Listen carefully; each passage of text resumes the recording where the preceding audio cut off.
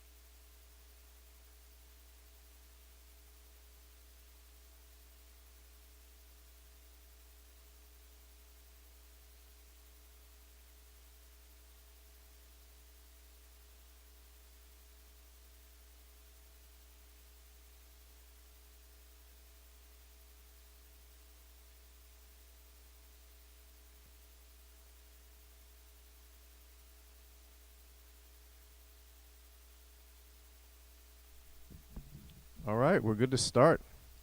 Hi, everybody. Speaking to a virtual audience right now, this is truly a weird experience, but So strange. thanks for joining us tonight. I'm Bob White. I'm one of the trumpet teachers here at WMU and the normal host for the Wednesday night Dalton Wednesday concerts.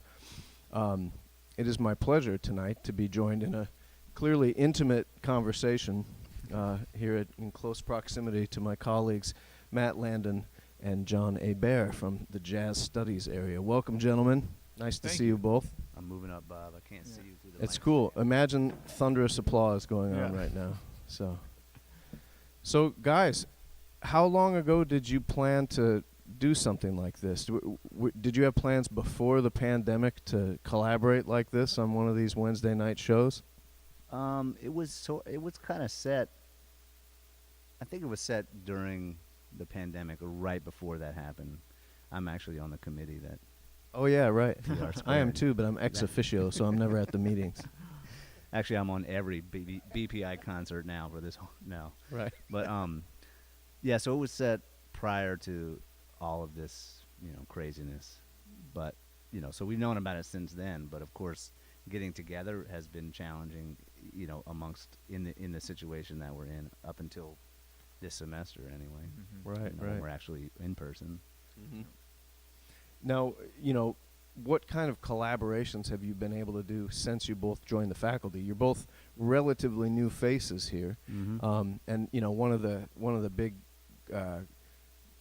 casualties, I guess, of the pandemic in my mind for the School of Music is that there's a lot of new faces that we haven't gotten to see or hear a ton from. Mm-hmm. But you both really hit the ground running as part of the jazz faculty. Yeah. So what are, I know the union and some other places there's been chances for you guys to collaborate. Has it only been since you joined the faculty here that you've been able to play together? Yeah. Yeah, pretty much. Yeah, we had actually never met. We met the first time at that that coffee hang that we did at the beginning of the year. Oh, last, yeah, at last Fourth year. Coast. Yeah, Fourth Coast. That was the first time we met. So, yeah, we had never played together before, and we have done some stuff kind of outside of the faculty performances. We had a couple gigs at Duffy's. Duffy's. Yeah. Yeah, and I feel like maybe we did one or Union. two other things. Yeah, I mean, Union, obviously. Yeah. And here, also, being part of the Western Jazz Collective with the Yeah, so entire we faculty, so we play together a lot. every Mhm. Friday we're getting together and Yeah. rehearsing, Oh, as cool. a group. And how do you guys manage that now with remote things? I mean, have you been able to get together Yeah. like this to do some stuff? We try to do it in person, when we can. Yeah. But that's just this last. Of course, when it went down last semester, that was it. Everything was virtual, so we didn't get to play. There was months that Yeah. went by without playing. Yeah, we did some virtual recording projects actually instead of getting together and actually playing. We did how many tunes was it? 4? 3 or 4. Three or 4. We did one of yours and two Andrew. of Rathman's, Andrew's. Yeah, two of and Andrew Rathman's. Breeze, Oh yeah, and right. Greg too. Yep. Mhm. So yeah, we did quite a few of those little. It was like a not multimedia. Well, I guess kind of video and audio. Sure, yeah. I remember seeing some of those posted on social media and stuff. Yeah. Yeah. So Pass, it's pass the great. tracks around. Everyone add their part. Right. Yeah. You were probably the master track, right? Me, no. You had to lay everything Drums. down first. Yeah, I Keith. guess drums usually were. Keith laid down first, and I jumped in on that. Yeah. It was a weird experience, but I think they turned out pretty nice. Yeah. We're gonna have Keith Hall joining you guys at some point on the program here. Well, pretty much the whole program. Yeah, yeah. he'll be here. Yeah. Now you are gonna do a little bit of playing, just the two of you. Mm-hmm. I was curious. I was kind of doing a little surfing before this tonight to look at some of the famous jazz duos of bass and guitar. I saw like now I'm blanking on names. Ron Carter and Jim Hall. Jim Hall, Yeah, right? oh yeah, I was going that's to a say big Joe one. Pass, but that's not right. Jim Hall. So, like, what kinds of inspirations fed into what you guys decided to do together? What you decided to play in terms of tunes and stuff like that? Well, that actually had a lot more to do with just kind of our inspirations on the whole, not necessarily from our instrument standpoint, but like from the entire pantheon of jazz composers and jazz musicians. We wanted to draw from some like must-know players and composers. One of them being Thelonious Monk, which most people know a lot of monk tunes. It's kind of like a rite of passage. You got to learn your monk tunes. The guy wrote like maybe 80 tunes, and 60 of them are jazz standards. It's ridiculous, like how the quality of his writing. But the other person we're drawing from, and this coincidentally is a bassist who was an incredible bassist as well. But the other composer we're drawing from is Mingus, Charles Mingus, and I feel like a lot of people, that's kind of like a blind spot in their awareness of like kind of the jazz development, because he was kind of in his own little Mingus world. And so I think the common factor between the two of those is they are extremely characteristic and unique, almost to the point of almost eccentricity, in their approach to their instruments and their approach to composition. And I think that's something that both John and I value. So that's kind of, would you say so? Yeah, Yeah. definitely. So that's I think the main reason why we decided to play what we are playing tonight. Yeah. Well, let me ask you both about that, because I'm primarily a classical trumpet player. I play in orchestras mainly, and and when I was learning how to do this, part of it was learning how to make Beethoven sound like Beethoven, how to make other composers sound, Claude Debussy or Maurice Ravel. They have their own kinds of things that you need to do when you play their music. Mm-hmm. When jazz musicians are going to approach someone like Thelonious Monk or Charles Mingus, obviously it's a little bit different. I mean, it's not just for the sake of the canon that you're learning these tunes or reviewing them. What kind of things are you pulling out of them every time you come back and rediscover them? I mean, there's so much melodic material, to draw from. I mean, I find that about like Monk's music and Mingus's music. They stand alone. It's to the point where you don't even need to improvise on them, because as a tune in itself, it's so strong. And like you were saying, the personality is rich within the actual composition. I mean, for me, it's sometimes even hard. It's hard to improvise on Monk tunes without trying to sound like Monk, because the stamp that he put on it is so unique and original that it's almost impossible to separate that from the music. Mm-hmm. Do you know what I mean? Yeah. Like your interpretation of it is I don't want to say like it's sacrilegious, like by trying to distort what they did, but there's something falls short. That's the way. Yeah, I it's feel. like how, like, what else could you do on something that like so heavy like that would actually be any better? I mean, of course, Well, I think, maybe from your standpoint as the person performing it, that's what it feels like. Mm-hmm. I do think for us, the listeners, there's a certain sort of synthesis that arises, right? Just because you are coming at it fresh, regardless of how conscientious you're being of honoring the music, there is something unique about it that's going to come out from your own take, right? I mean, that's the whole thing.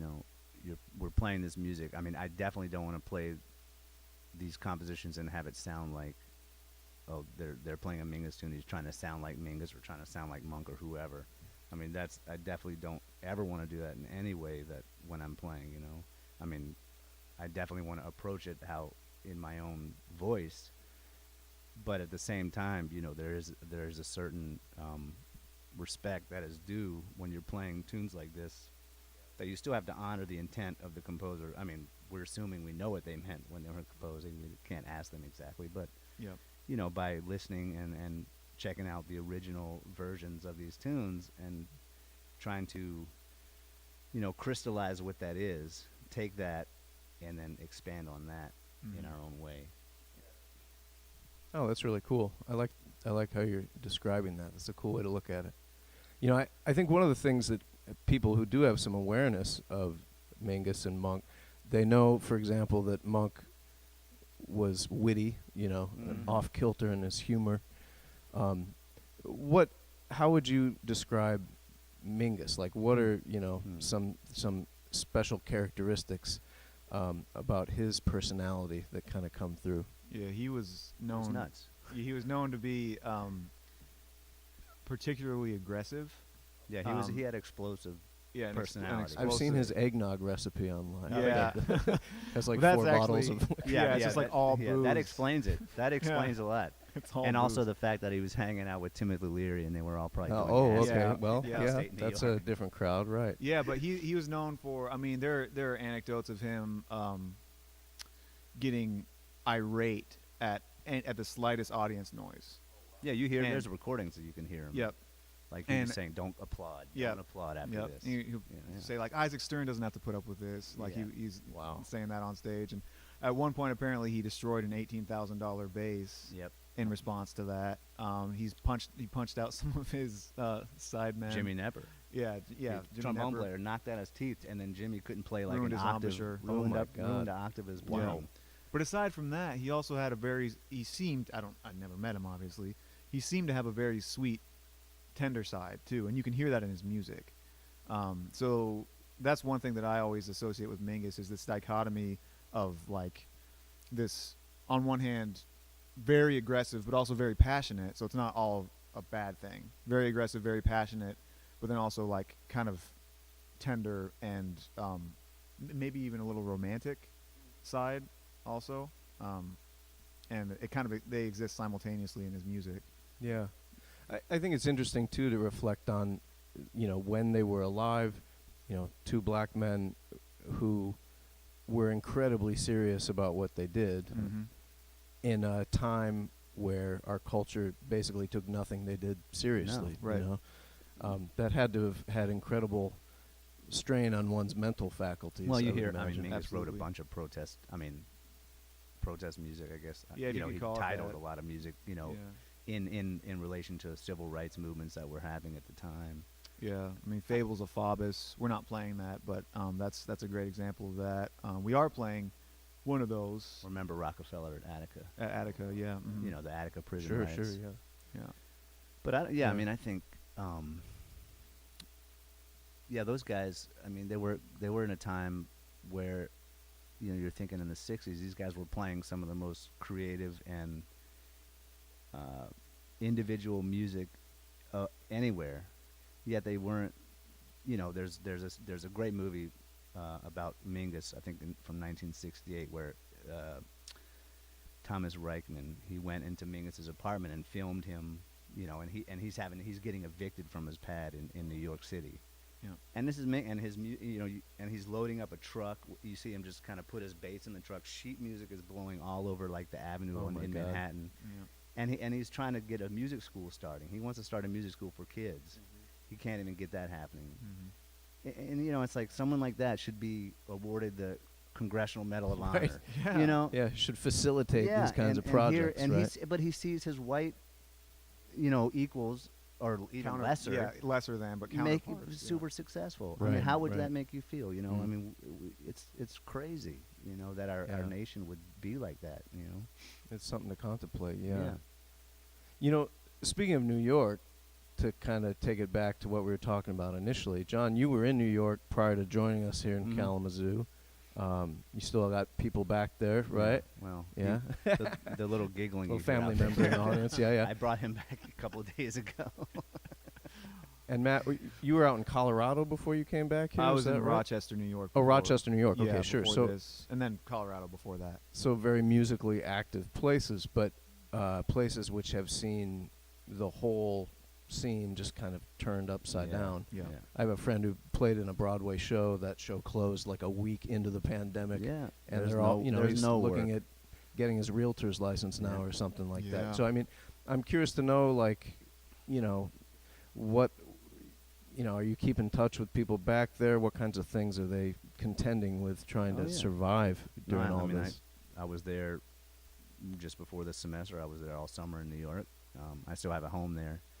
And I was playing. We were playing outside with Right. friends, but there were no. I mean, I did a few gigs, but they were all either something like this, streamed, or pre-recorded, and then watched later. But there are no gigs in New York. I mean, as far as the clubs, I mean, the Village Vanguard is still open, but it's only streaming. There's no audiences. Same with Smalls Smalls like that. Yeah.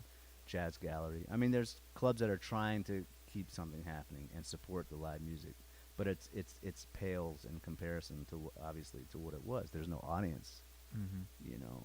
Yeah, it's really something.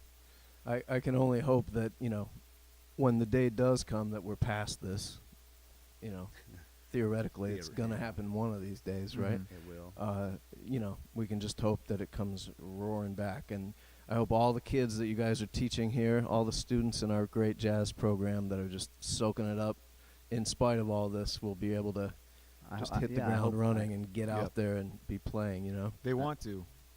They definitely want to. So I just, the desire is there. It's just whether or not it's going to be able to happen.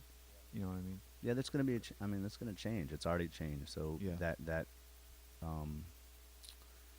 dynamic between clubs and audience and bands and how many there are now. There may be less. I mean, we don't know. Like the funding that is going to be there, or will it be? Yeah, I feel like there might be like a bit of a dry period, but I think the desire is like not just for the musicians, but for the audience. I think is really there. I played maybe 15 gigs over the summer, pretty much all outdoors, and I have to say I have never seen more appreciative audiences, and more attentive. Like you could tell they came to It's listen like to being music. famished. Yeah. and so they were Well, being it's- fed by it. Yeah. Yeah, so it was really something. It really made me feel like, wow, this is worth everything that I always thought it was. Yeah. I hope that's the case. Yeah.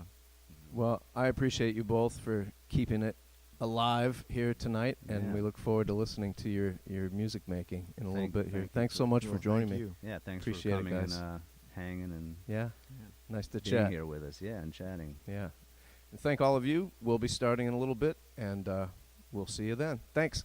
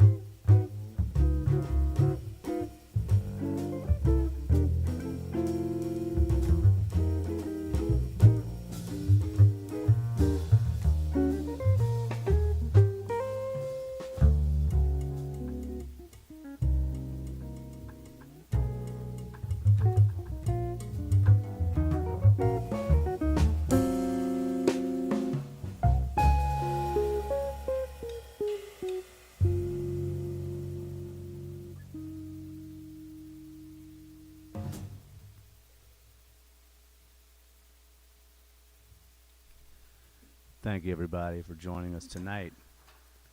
Hey, thank you over there. Yeah. It's nice to have an audience. Um, Singular audience. and all of you out there in Radio Land. I'd like to introduce who you're listening to. On guitar, Professor Matt Landon, WMU's own. On drums, Professor Keith Hall. Also WMU's own. That's right. And my name is John Hébert. Thank you guys for being with me on this stage tonight. That tune we just played is entitled Peggy's Blue Skylight, written by the wonderful and amazing bassist and composer Charles Mingus. Little background about that record. It was in the 50s, 1950s. Mingus was hanging out with the likes of Allen Ginsberg, Timothy Leary, and a female socialite by the name of Peggy Hitchcock. And as the story goes, they were hanging out in her upstate home, upstate from Manhattan, for those of you who are geographically literate. And she had this, I guess, amazing parlor where they would hang and play and talk about music and life. And she would look up at the skylights and really dreamed about them being blue. She wanted to put like this coating over them so that every time she looked up it would be a blue sky. Anyway, she wasn't able to fulfill that dream due to building codes and restrictions. So Mingus, in turn, decided to write a song for her, and he wrote Peggy's Blue Skylight to sort of console her.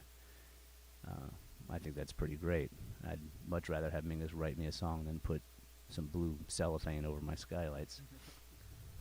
But that's just me. Yep. Me too. I mean, that's a great honor to have someone as heavy as that write a song for you. Anyway, moving on. This next song we're going to play is another composition.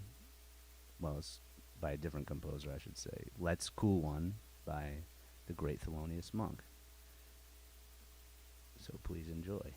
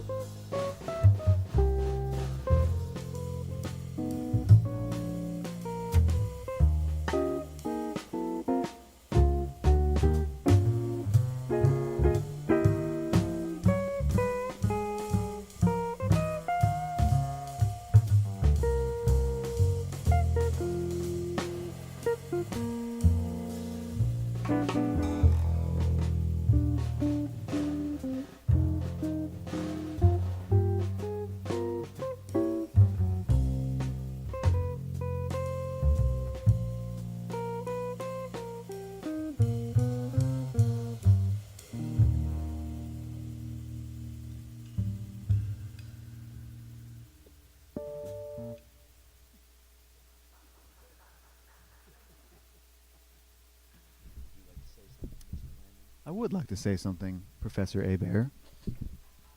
Thank you, everybody listening out there in the ether. Yeah, as John said, that was Let's Cool One by Thelonious Monk. And tonight we are doing mostly all Thelonious Monk and Charles Mingus compositions. Two of the titans of this black American music that we play. We call it jazz for some strange reason. But one other person that is a titan, at least to me, and I think to a lot of other people, of this music is the great Wes Montgomery. He's been a huge influence on me in a variety of different ways, and I think a huge influence on basically every single guitarist, excuse me, born in the last 60 years. So we're going to do one of his tunes that you can find a recording of on one of my favorite albums of all time, Smoking at the Half Note, with the Wynton Kelly Trio and Wes Montgomery. Incredible album. If you haven't checked it out, you want to learn how to swing, or you think you know how to swing and you want to check, see if you know how to swing, listen to that one. Because every time I think I know how to swing, I listen to that and I'm like, oh wait, back to the drawing board. Gotta listen to some more Wynton Kelly and Wes Montgomery. Anyway, this is a tune on that record. You can find it on that record. It's called 4 on 6.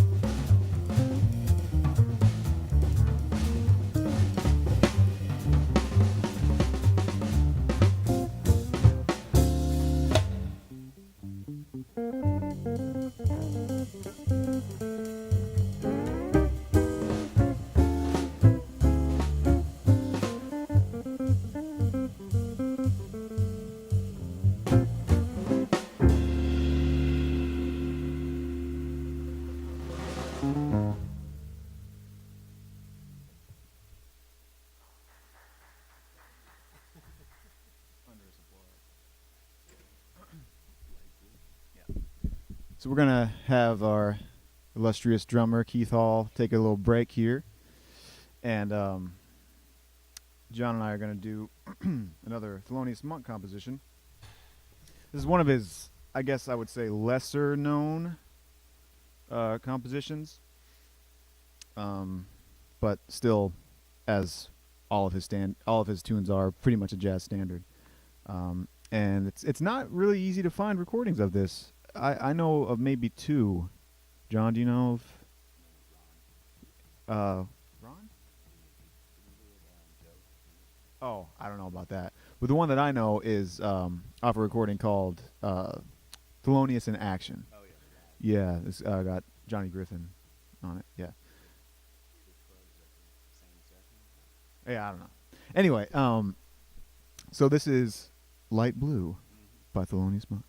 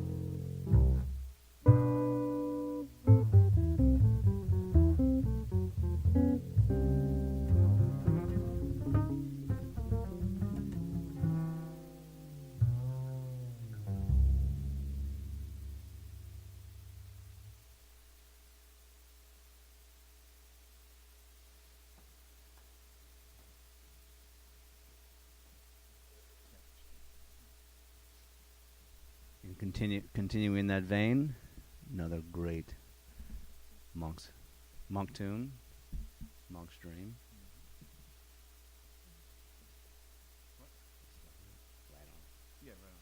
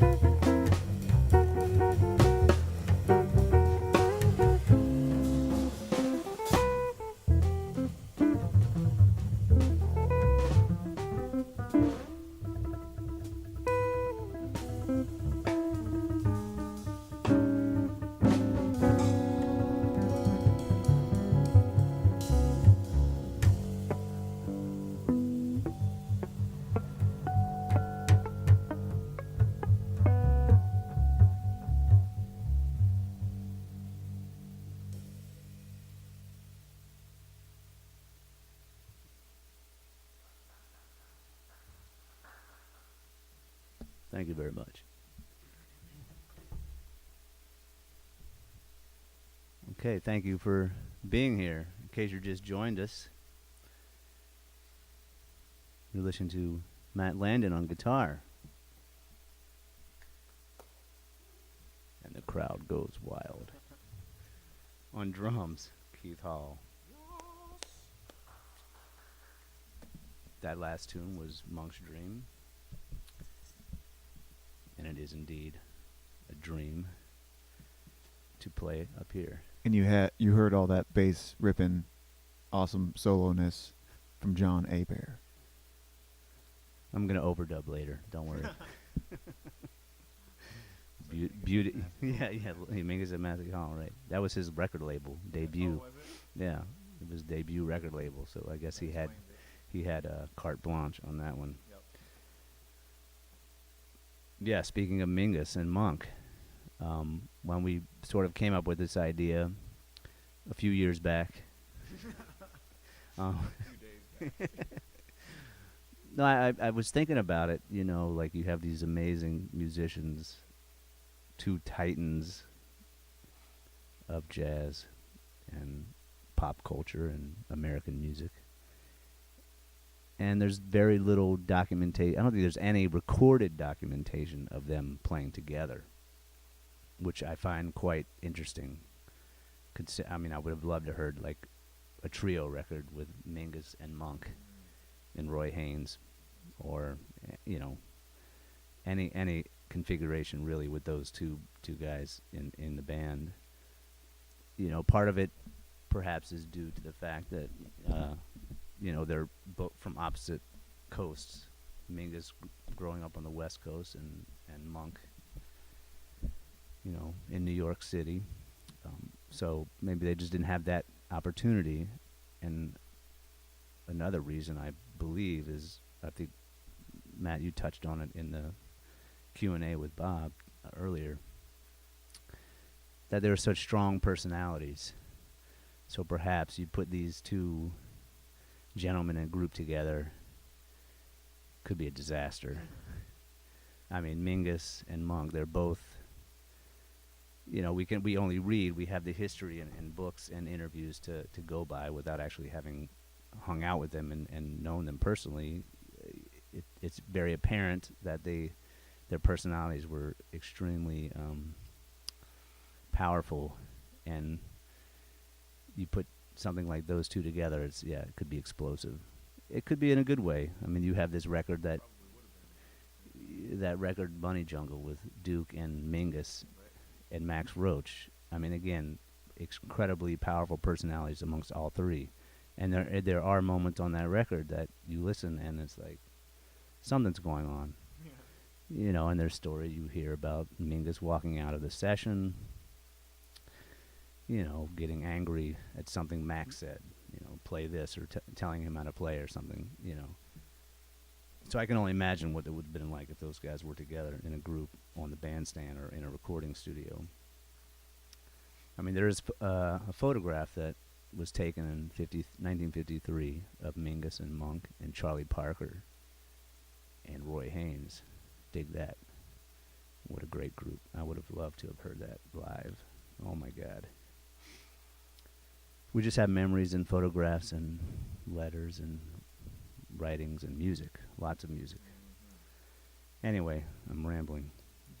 This next tune is going to be a composition by Mingus entitled Goodbye Pork Pie Hat, which he wrote in dedication to Lester Young, great tenor player, another genius, who is known for wearing the pork pie hat. I guess it's a fedora of sorts. Yeah. They said it looked like a pork pie, which I'm not sure what a pork pie is. Like a meat pie. A meat pie? Yeah, sounds appetizing. So this is written for Lester Young, Goodbye Pork Pie Hat.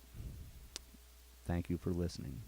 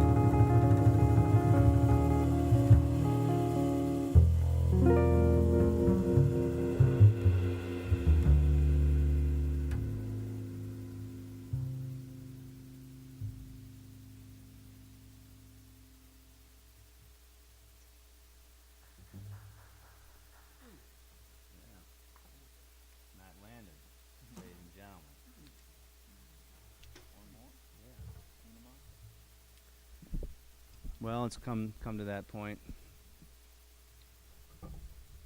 We're up to on our last tune for you tonight.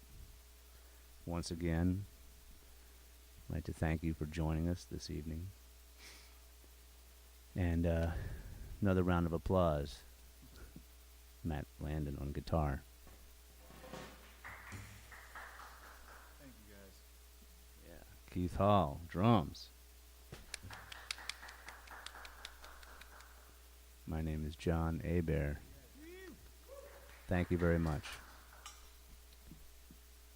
So this last tune we're going to play is another composition of Mingus. And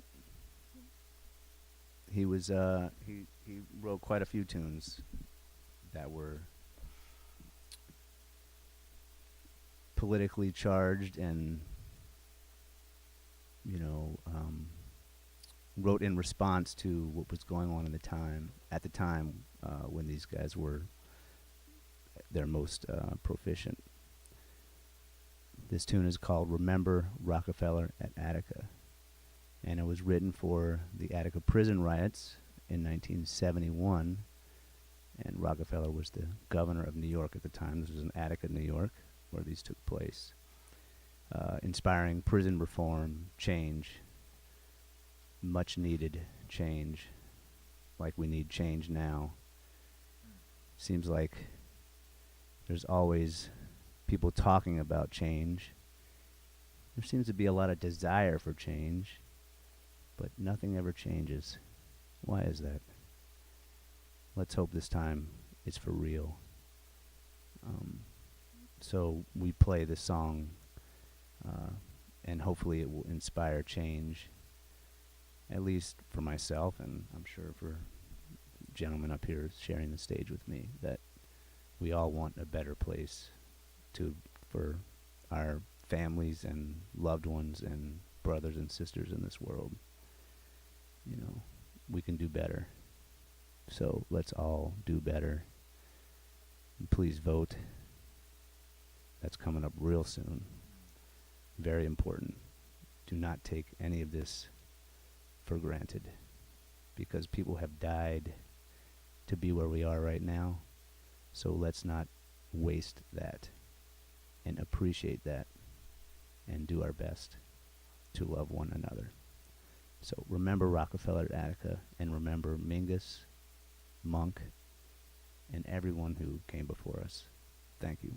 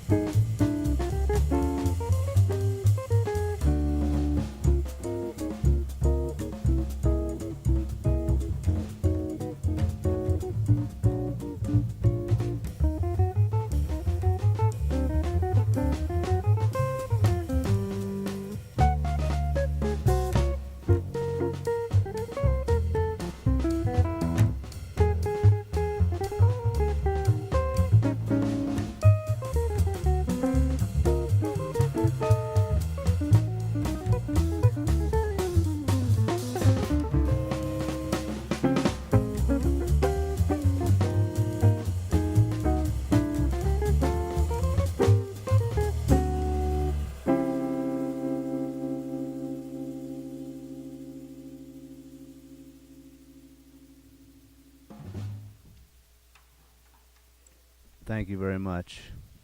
Matt Landon, Keith Hall, John Hébert. Yeah, even though that tune was written, to express his feeling about what was wrong in society, there's also humor in that tune as well. I was just thinking about that instead of thinking about what I should be playing.